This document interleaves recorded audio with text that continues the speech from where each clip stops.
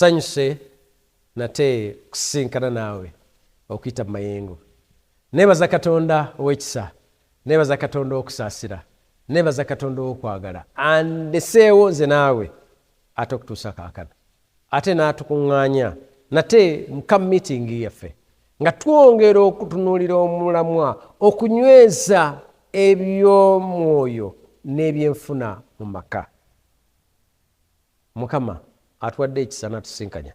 Nsaba abeere wamu naffe ne mu kyokuyiga kya leero. Katusabe. Twewonga nate emikono gyo Ayi Katonda, gwatuwadde ekisa n'okusaasa n'okubeerwa ne tubeerawo ate kutuusa ekiseera kya kaakano, n'otukkiriza tukuŋŋaane mu maaso go olw'okuyigirizibwa. Jangu otuule wakati mu ffe. Tukwegayira Katonda ffe, yimiriza byonna ebiz'okutaataganya ebirowoozo byaffe. Bw'onoobanga oyogera naffe okuyita mu kigambo kyo, Taata, tuwe ekisa n'okusaasira. Tuwulize eddoboozi lyo, tunenye, tubuulirire, tuzzeemu amaanyi, tuzuukuse, tukole by'oyagala okuyita mu Kristo Yesu Mukama waffe. Twalabye ekyokeera kyaffe kye twasembyeyo nga Katonda atusuubira okumubalira ebibala. Ne tulaba nti ebibala bino, yes, mulimu okuzaala okw'omwoyo. Njagala tukyuse mu katono leero mu kiseera kino tuyige ku kuzaala ate n'okukuza. Naye mu kukuza kuno tugenda kutunula mu biti bibiri: abo tuzaalira Kristo ab'omwoyo, naye tugenda kutunulira ne be tuzaalira Kristo ab'omubiri. Tuyinza tutya okuyamba abaana baffe be tuzadde okubeera abayigirizwa ba Mukama waffe? Kubanga agambye nti kale mugende mufuule amawanga gonna abayigirizwa.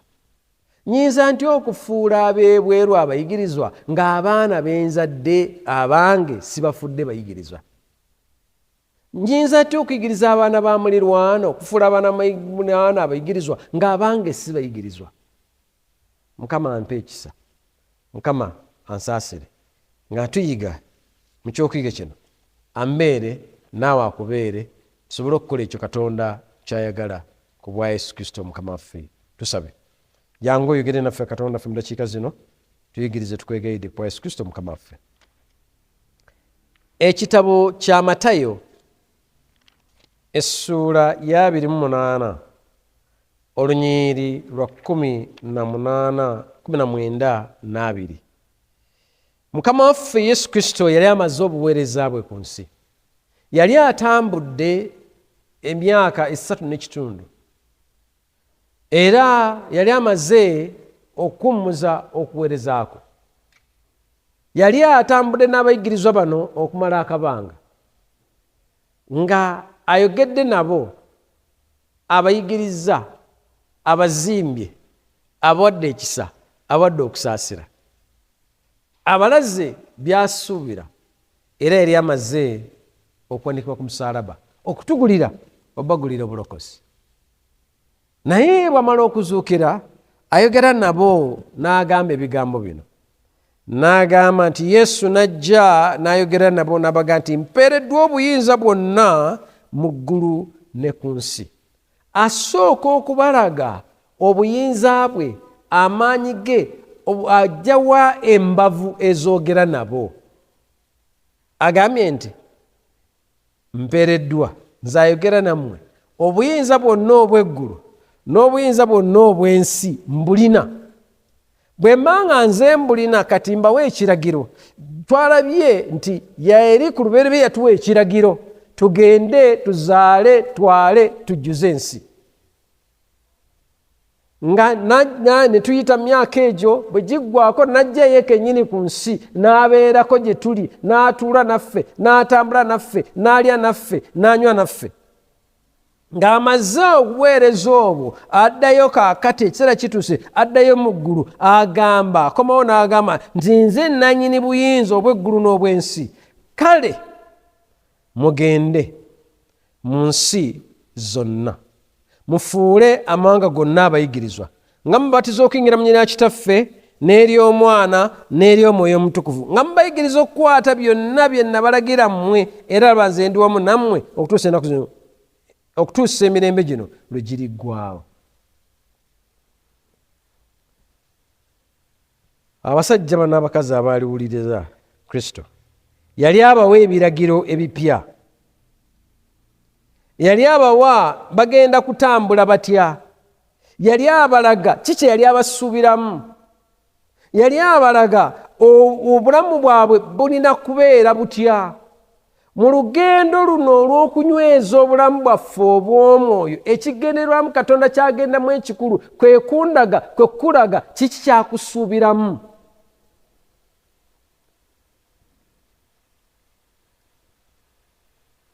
Agambe tikyansuubiramu, kyakusuubiramu, kyeri asuubira mu bali bagende mu nsi zo babuulire enjiri, bafuule amawanga gonna abayigirizwa. Twalabye nti mu lugendo luno Katonda ng'alina byatusuubiramu, tulina bw'amala otusuubiramu ebimu ate twesanga nga byatusuubiddemu si bye tukoze, atusuubira okukula ne tweyisanga baana bato. Mukama atusaasire tukule tufuuke abazadde abafuula abaana baffe abayigirizwa. Mukyala White mu kitabo Adventist Home empapula 53 ayogera ebigambo bino nti our work for Christ is to begin with the family in the home. Omulimu gwange olwa Kristo nga maze okukula mu bulamu obw'omwoyo, nga maze okunywezebwa mu bulamu bwange obw'omwoyo, nsuubirwa okunyweza abaana bange. Obuweereza bwange bulina kutandikira mu maka, nga butandikira ku abo abali mu maka gange. N'anyongera okunyweza bw'ati, there is no missionary field more important than this. Titeri mulimu gwa buweereza mukulu gusinga guno, ogw'okulabirira, ogw'okukuza, ogw'okunyweza, ogw'okufuula abaana bange, famire yange abayigirizwa. Je twatunudde okugenda ebweru. Bangi nnyo twagadde okugenda ebweru ne tubuulira enjiri byalo ku byalo, mutala ku mutala, ebibuga ne tubitambula, disitulikiti ne tutambula, naye oluusi ate ab'omumaka gaffe nga bazikirira. Mukama ansaasire, Mukama akusaasire. Omulimu gwange, obuweereza bwange buteekwa kutandikira mu abo. Omukyala weyitagane, the work of pastors, teachers, evangelists or missionaries is extremely important and has yielded marvelous results. But the work that each of us gets to do in our homes is crucial to the salvation of our children. Nti omulimu gw'abasumba, abasomesa, ababuulizi, abaminsane mukulu nnyo era guvuddemu ebibala bingi. Naye omulimu gwe nino gwe tulina okukola nga ssekinnoomu mu maka gaffe mukulu nnyo, gwe gw'obulokozi bw'abaana baffe. Mukama atusaasire, Mukama atubeere, Mukama atujambe tusobole okutegeera ensonga eno. Kino si kipya Mukama kyayogera naffe, kyekyo kye twalaba ku olunyiri luno oli mu kyamateeka essuula ey'omukaaga olunyiri olwokuna olw'omukaaga okutuuka ku lw'omwenda. Mwagambira ebigambo bino,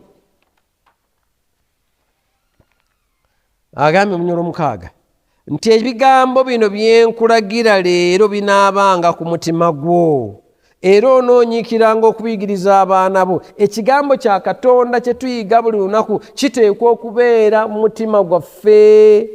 kiteekwa okunywezebwa mu mitima gyaffe. Bwe kimala okunyweza mitima gyaffe agambye nti binaabeeranga ku mutima gwo era onoonyiikiranga okubiyigiriza abaana bo, nga sinnagenda bweru n'okusooka okunyweza okuyigiriza abaana bange. Agambye nti onoobiyigiriza abaana bo era onoobyogeranko bw'onootambulanga mu nnyumba yo era bw'onootambuliranga mu kkubo, bw'onoogalamiranga, bw'onoogolokokanga, onoobisibanga bakabonero ku mukono gwo era binaabanga eby'omukyenyi wakati w'amaaso go. Onoobiwandiikanga ku mifeero gy'ennyumba z'enjizi zo. Mukwano gwange, nabadde nga nywenya ebigambo bino, nategedde, nanoonyereza, n'enzuula nga waliwo ebika by'abazadde 3 weewaawo 4 byenjagala tugenda okutunulamu dakiika zino, twongere okwetegereza, twongere okwekebera nze ngwawa. Naye nga kino kyenjagala tutegeere mukwano gwange nti endagaano empya n'endagaano enkadde binyweza ensonga y'okukola omulimu gwa Katonda, obuweereza nga mbutandikira mu maka gange, mu baana bange, mu baana bo, mu famire yo. Timoseewo bayogera ku bisaanyizo by'omuweereza, agamba nti amanyi ofuga obulungi ennyumba ye, alina abaana abawulize abatalupibwalupibwa ng'abalalulalu. Mu ndagaano enkadde tusoma ku Eri eyafuna omutawaana n'okusoomozebwa. Abaana newankubadde yali nnabbi, yali muweereza, yali kabona, abaana be abaali tebeeyisizza bulungi. Obaana bange obuteeyisa bulungi, abaana bo obuteeyisa bulungi, obutalabirirwa bulungi, obutabumbibwa, obutayigirizibwa, obutakuzibwa, obutafuyambibwa kufuuka bayigirizwa ba Mukama waffe, ki bayinza okuzikirira naye teweeyibaala, naawe osobola okuzikirira nabo. N'olwekyo tulaga okubuuza ekibuuzo kino, ndi muzadde wa kika ki? Nyambyeko okuzimba obulamu bw'abaana bange? Ka mitingi eno okunyweza ebyobulamu ebw'omwoyo bw'amaka kigenda erinze ng'omukulembeze w'amaka. Naye omukulembeze w'amaka oyinza obutaba musajja wekka, gye bali amaka mangi ge tumanyi nga gakulemberwa bamaama bokka. Naawe maama akulembera amaka ago, naye naawe omwana ow'obulenzi ali mu maka ng'oli mu bwannamundiga tonnaba kuwasa, gwe omuwala tonnaba kufumbirwa, obula maka gaago. Naye njagala kwogera ku bazadde. Abazadde nadde nga nsoma ebitabo bye nanoonyerezaamu, naaga nti ebika by'abazadde biringa 3-4, naye nga twagala okutunuulira abazadde abafuula abaana baabwe abayigirizwa. Naye abazadde abamu olwabiri twalaba luli bali bize n'ebirala, bafuuse life guard parents. Tulina ekika ky'abazadde babayita life guard. Life guard kyafuuka kya Luganda era bakirina engeri eri kikozesebwa kyebayita kakuuma bulamu, naye si kyenjogerako ekyo. Bano beebo agamba the type that often rescue their child from the consequences of their actions. Nti bano balwana, be bazadde abalwana bulijjo okulokola okulula abaana baabwe nga basobezza, bakoze ebikolobero, beeyisiza mu ngeri ennungi ne beesanga mu mbeera enzibu. Omuzadde alwana mujja bujja mu buzibu, tamutangira kugenda mu buzibu, naye bw'amala okugwa mu buzibu omuzadde alwana okumugjayo. Omwana omulenzi yatambudde ne baana banne ne bazza emisango, ne babba, ne bakola batya, taata ne maama ne balwana okugenda okujja omwana ono mu kkomera, bagulirira, basasula byonna, naye tebamulabula, tebaamulabula, tebaamuyigiriza, tebaamulaga kabi kali mu kutambula n'abantu batali balungi.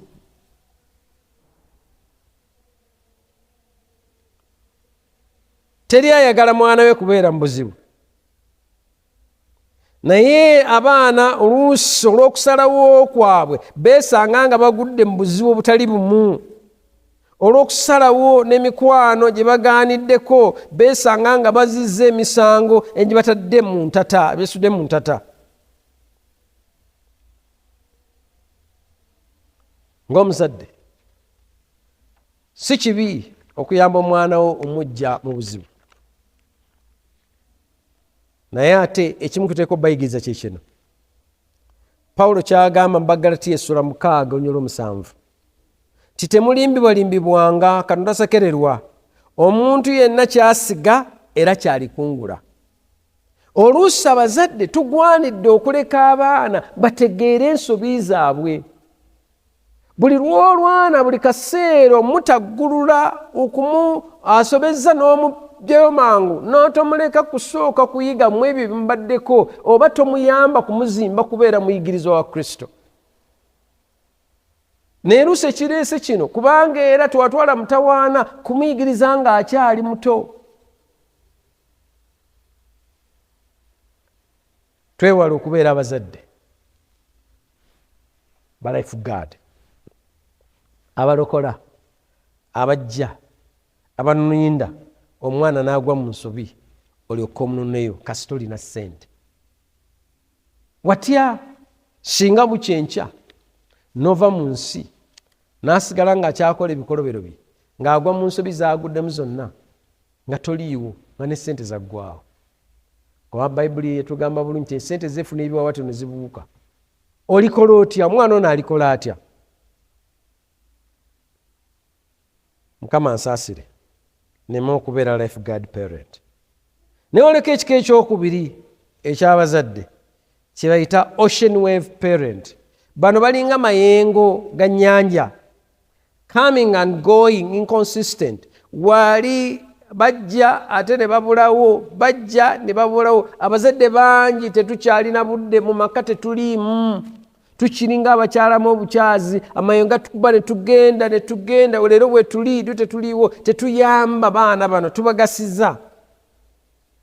Abaana beetaaga okubeerawo kwaffe, beetaaga obukumi bwaffe, beetaaga amaka agalimu abazadde nga bababeererawo ennaku zonna, nga babayigiriza ebiyinza obbatangira, so si kujja nga bagudde mu nsobi ate bwe ensobi zibawo ne bagenda.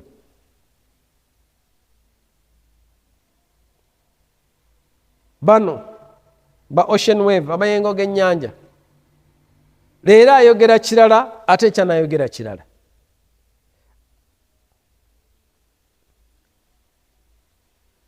Ennyiriri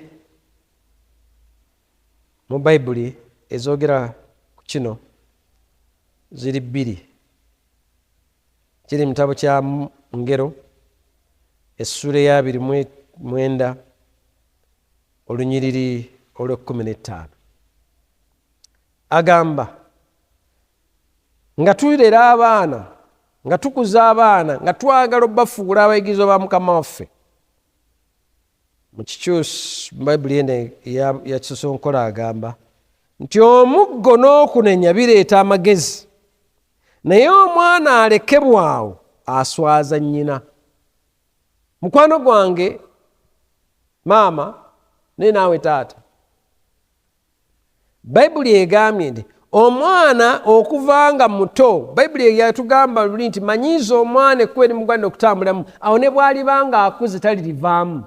Tuzadde abaana ne tutandika olw'okuba tetuli waka, tuli tubize, bakola ensobi zonna ze baagala ng'omuzadde tofuddeeyo. Omukozi bw'ajja n'akubuulira nti gundi yakoze bane, muleke kasita bya kitaawe na nnyina. Eyo njogera mbi. Olw'okuba omukozi yayogedde omwana bye yakoze, onooyogera n'olaga nga wagira omwana. Naye ate oluusi n'olabanga bw'obanga obaddewo n'akola ensobi ate n'oyagala olugyeyo omuggo. Bayibuli egambye nti omuggo n'okunenya bireeta amagezi, naye omwana alekebwawo aswaza nnyina. Mu Kikyusa kino ekirala eraga nti okugolola n'okukangavvula biyigiriza, naye omwana alekebwawo aswaza nnyina. Abaana nga tubakuza nga tunabafuula abayigirizwa ba Mukama waffe, tutandike kuva nga bakyali bato okubagolola n'okubakangavvula we kyetaagisiza.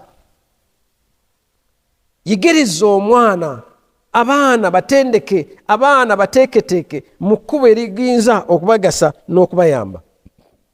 Onyerokono 7 n'agamba nti kangavvulanga omwana wo anaakuleeteranga okuwulira essanyu, weewaawo anaakweyagazanga.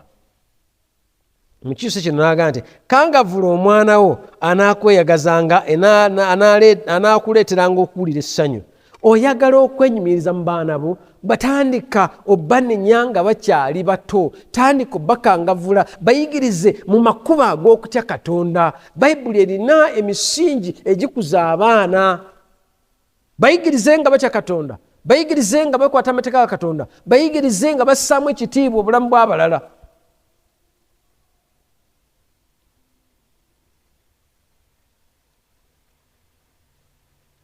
Naye ate wano njagala okuleeta okulabula kutono nti ate mu kunenya n'okukangavvula ate tuleme ate kuba tulugunya butulugunya. Okukangavvula n'okunenya kuteekwa okubaamu omukwano, kuteekwa okubaamu okwagala.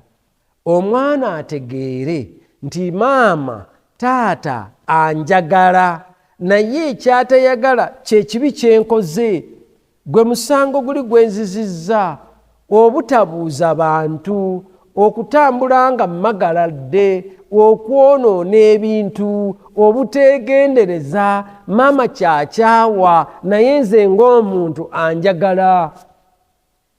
Kangavvula ng'ate oteekamu okwagala n'okuyigiriza.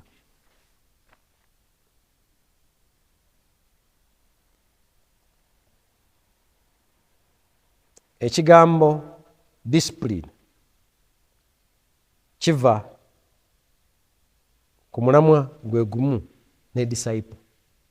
Tuli ku disciple making parent. Omuzadde afuula abaana abayigirizwa. Nga tunaafuula abaana baffe abayigirizwa, discipling and discipline biteekwa okutambulira awamu, ekimu kiva mu kinnaakyo.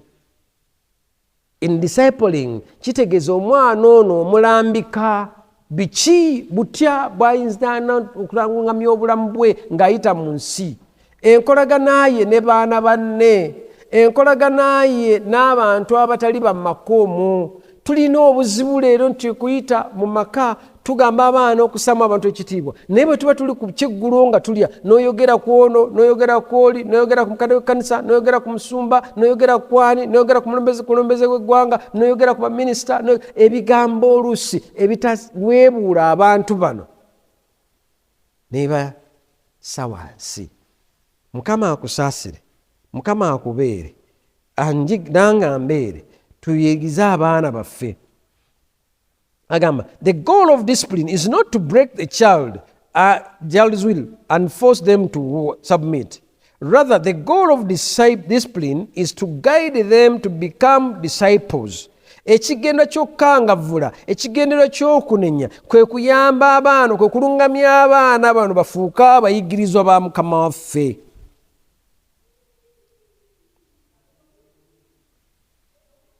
Yesu yalungamya abayigirizwa be mpola n'amagezi n'obukakamu n'obuwombeefu. Kijja kiraba maaso eyo, Mukama nga atuwadde ekisa. Naye kino kye njagala otegeere era oteeke mu birowoozo byo. Omuwandiisi omu yagamba nti keep in mind that discipline is not something you do to your child, but rather you do for your child. Nti okunenya n'okukangavvula tokukola ku mwana wo, naye kukolera omwana wo. Ebintu bibiri bya njawulo. Bw'obanga omunenya tokimukolako, tokuba mubiri. Naye mulage nti omukangavvula asobole okumuggyamu obulungi kirungi, nti era mu maaso agenda kusiima.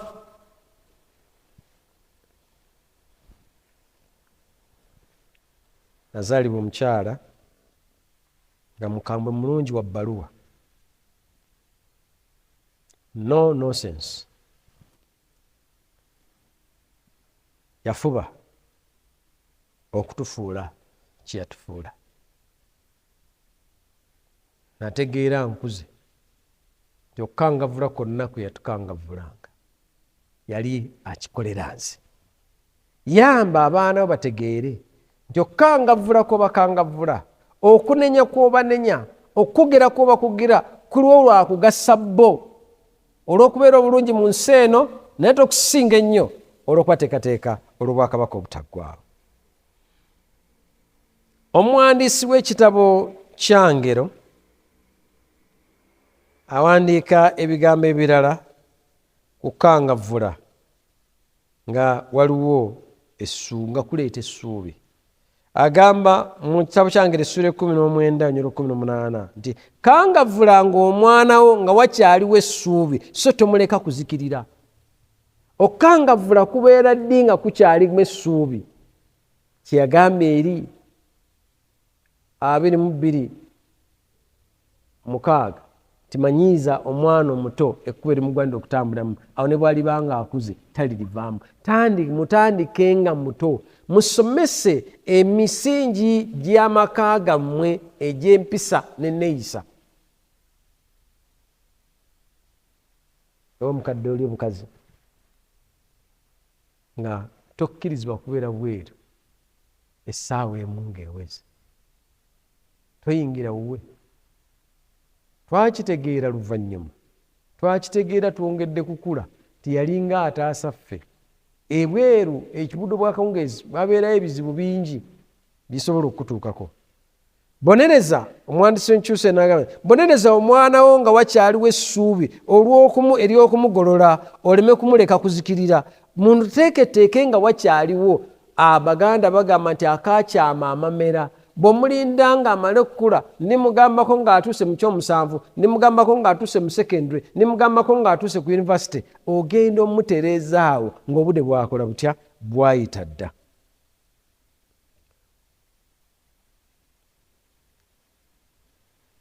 Omuwandiisi omu w'ebitabo ate omwogezi Kayingo agamba Ziegler agamba, the child who has not been disciplined with love by his little world will be disciplined generally without love by the bigger world.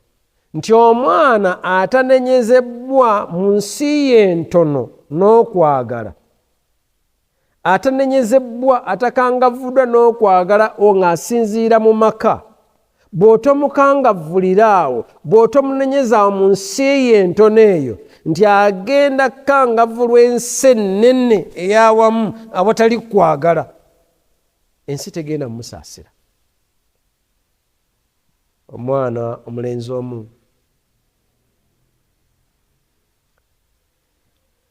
ataayigirizibwa nnyo kwawula mikwano gy'atambula nagyo, yeesanga ng'agudde mu kikoosi kya mikwano gye, naye abaana bano nga babbi. Baamunona okuva mu maka g'abazadde be, ne bamuteeka mu mmotoka, baali mu vaaka ya senior 4, namuteeka mu mmotoka ne bamutwala. Teyabuuza wa gye balaga kubanga baali babbi, baali bamanyi omutwalanga bulijjo batyo, ne bagenda ku biiki, ne bagenda wa, ne bagenda ne balyamu nga ssente bo balina. Ku muno bamutwala, baalina omugagga gwe baali bagenza okulumba,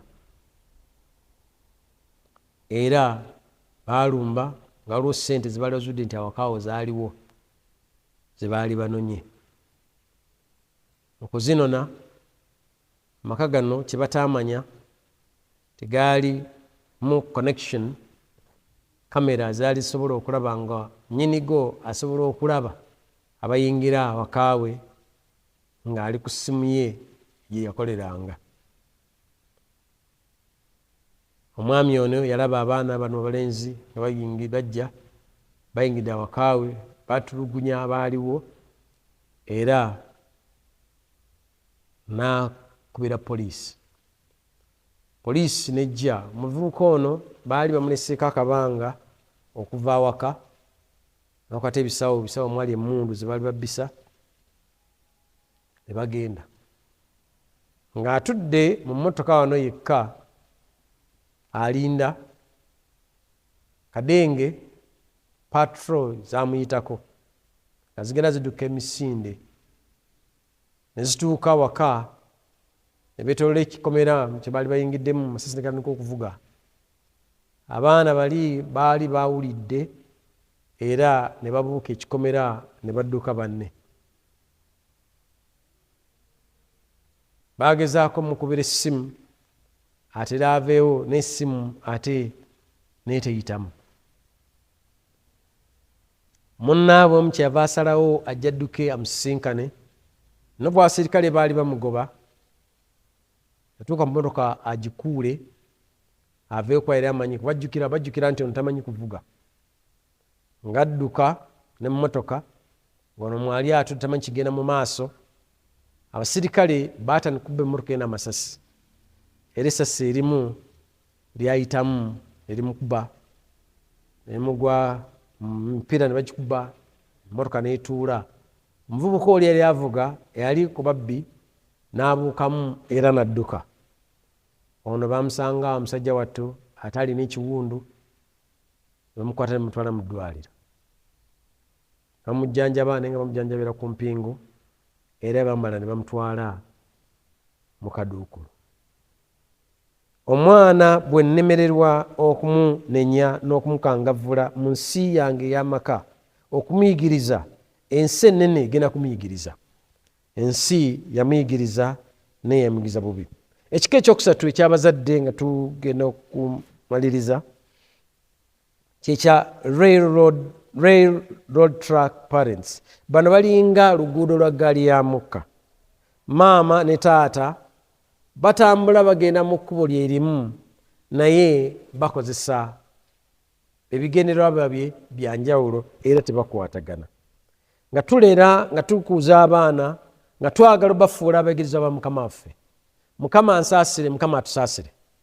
Abaana tubayigirize tubeere nga tukwatagana maama ne taata. Ababiri Amosi bw'abuuza 3 bayinza okutambulira awamu wabula nga batabaganye.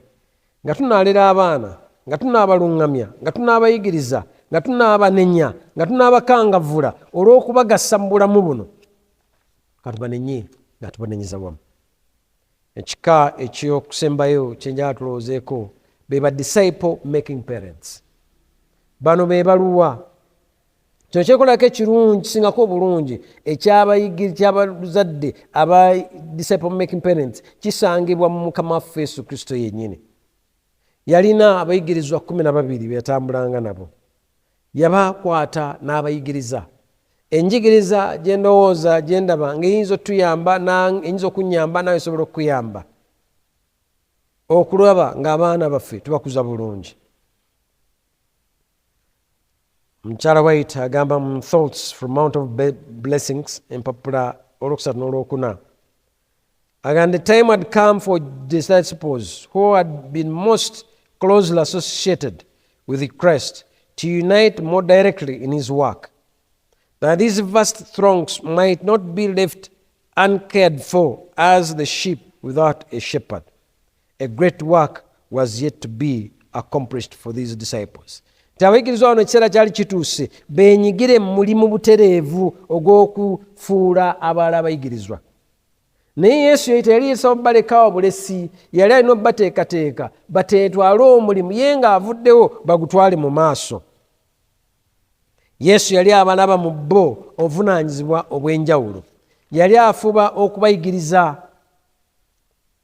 Yakozesa enkola zino ziringa 5 zinjala tuyitemu mangu tumalirize. Agamba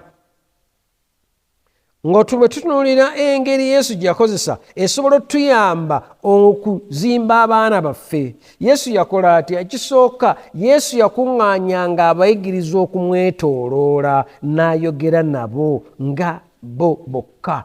Yabayita enfunda eziwerako bave mu kibiina bagende bali naibo. Kiteweerabira ekyamateeka essuula 6:7 mujjukirenga okubiyigiriza.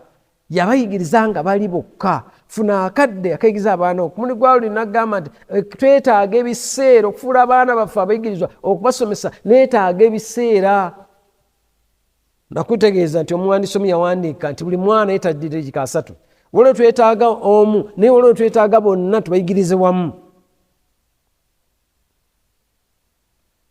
Muje ekyensonga lwaki mu maka gange, mu makaago nga netoloddwa abaana bange, nga netoloddwa famire yaffe, omulimu gw'okufuula abalala abayigizwa gye gutandikira. Yesu yabakuŋŋaanyanga wamu n'ayogera nabo. Kofuna obudde obukuŋŋaanya abaana bo abo Mukama baakuwadde, okuŋŋaanya famire yo ne mutuulako ne muyiga okuyiga ekigambo kya Katonda, ne muyiga ensonga ezikwata ku by'obulamu obwa bulijjo. Ofuna obudde obutuula nabo, oba tulwadde obulwadde buli obwa bizinesi, too busy. Ensonga ey'okubiri Yesu gye yakola, he spent time with them, yamalanga obudde nabo. Agambye nti mujjukirenga okuyigiriza abaana bammwe, mubyogerengako nga muli awaka. Tuula awaka oyogere n'abaana bo, twala obudde, funa obudde ng'otuleka awakaawo. Naye ate nagambye nti era bwe munaatambulanga, ne bw'oba otambula, tambulako n'abaana bo. Naye nga mutambula mwoba obayigiririza. Yesu yatambulanga nabo n'abayigiriza. Naye tetumulaba mirundi egimu ng'ate atoolamu abasatu, Peetero, Yakobo ne Yokaana, n'atuula nabo n'agenda nabo. Agenda kubayigiriza, agenda kubatendeka, agenda kubasomesa. Tufuna obudde obutuulako n'abaana bo, osome nabo, obayigirizenga, oyogereko nabo ebigambo ebikwata ku bulokozi, ebigambo ebikwata ku butume, ku buweereza bwa Kristo Yesu. Mukyala White agamba bw'ati. Ellen White points out that this time together was no coincidence, but rather very much part of Jesus' training program for his disciples. Obiseera bino Yesu byemala n'abayigirizwa be tebyagwa bugwi, naye kyali kitundu ku nteekateeka ye ey'okubatendeka. How much time, budde ki bw'oinvestinga, bw'oteeka mu baana bo?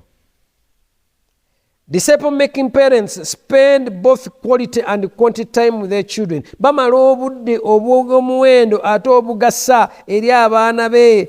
One cannot be a good disciple maker unless one invests time and life of their disciples. Tosobola kubeera mutendesi mulungi obayigiriza, tosobola kufuula abaana abayigiriza okuggyako nga nfunye obudde nentuulako nabo, nempaayo obulamu bwange, nempaayo obudde ku lwabwe okubatendeka n'okubayigiriza. Neetaagisa obudde. Bwe tutaabe na budde nga bwe twalaba luli, baana tubafuwe mu ng'ombe. Tulekeraawo okulekera abaana baffe TVs batendeke. Tulekeraawo okulekera abaana baffe abakozi batendeke, tutwale obudde. Ensonga eyokusatu Yesu gye yakola, he taught and trained them. Yabayigiriza. Yabayigiriza atya? Nti olumu yabayigirizanga ssekinnoomu nga bwe ŋŋambye, ate olulala n'abayigiririza awamu ng'ekibiina, ate olulala n'akozesa embeera eriwo okubasomesa amazima g'obulokozi. Ekyokulabirako kirina Matayo 17 olw'e14 kutuuka ku 21, bwe yasisinkana omwana eri akubibwa ensimbu. Abaga nti bino ebimu tebivaawo lwakigambo bugambo, nekyetaagisa amaanyi amalala ag'okusaba.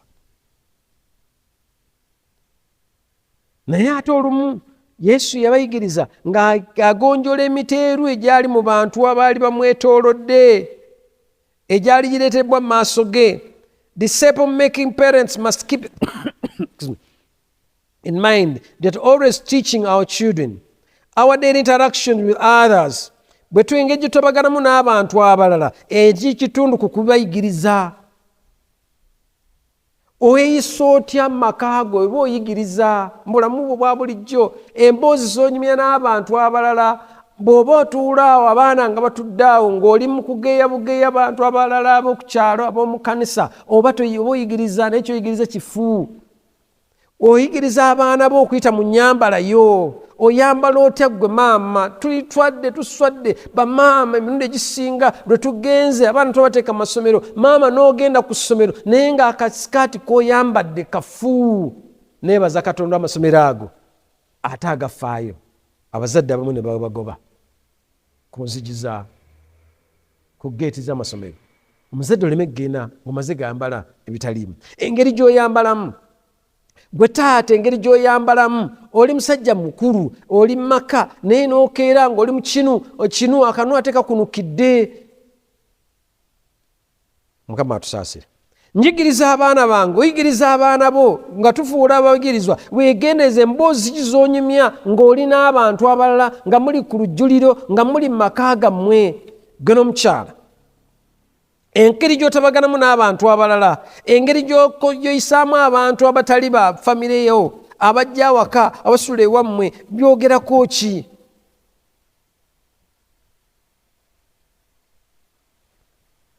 Yesu abayigiza beeyigiza engeri ey'okuna yabatabaganyanga n'abalala. He paired them with a mentor.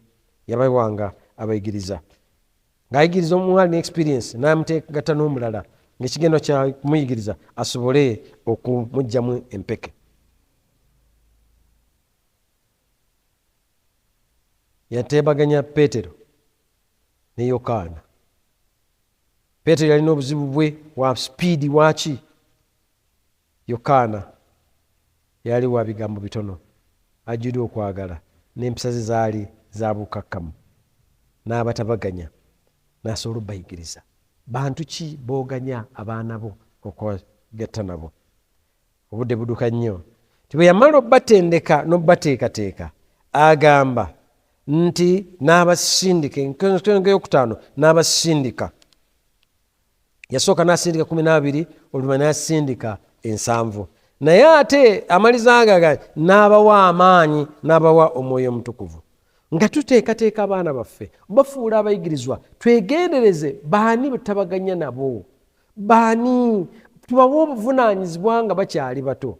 Bwe mubeera mu maka, bawe omukisa ogusaba, bawe omukisa okukulembera ekyokuyiga, bawe omukisa okugabana, bakubulira experiences zaabwe. Saa Mukama atuwa omukisa, saa Mukama atubeere, saa Mukama akubeere mukwano wange, obeere omuzadde afuula abaana bo, omwana wo omuyigirizwa. Kuba gye bali abazadde ngo n'omwana gumu. Mukama akubeera okuwekisa. Mukama mpa ekisa nga ndera abaana Mukama bampadde, mbalere mungere bwesa Katonda ekitiibwa. Kakusaba kwange okukristo Yesu Mukama waffe. Katusabe. Wajjudde ekisa n'okusaasira Mukama era Katonda kitaffe ataggwaawo. Gw'otuwa ekisa, gw'otuwa omukisa, gw'otuwa okubeerwa, gw'otuwa abaana ng'ekigendera kye kikulu okubalera n'obateekateeka olw'obwakabaka obutaggwaawo. Okusaba kwange kwe kuno taata, ku lwange ne ku lwa mukwano gwange muganda wange alaba era awuliriza, gwe yatuwa abaana tuwe ekisa tubalere, si nga bwe twagala, si nga bwe tulowooza, wabula nga gwe bw'osiima. Abaana b'otuwadde mu nsi muno taata, tubalere era nga tubateekateeka olw'okubeera abasika obwakabaka obutaggwaawo. N'omukisa gwo Katonda kitaffe, omwana n'omwoyo omutukuvu, gubeere n'abaana baffe, gubeere n'ekkanisa yo, gubeere n'omuddu wo, gubeere n'omuzaana wo, gubeere nange, ffenna birimu tuvaako leero n'okutuusa enkomerero ku Yesu Kristo Mukama waffe. Amiina.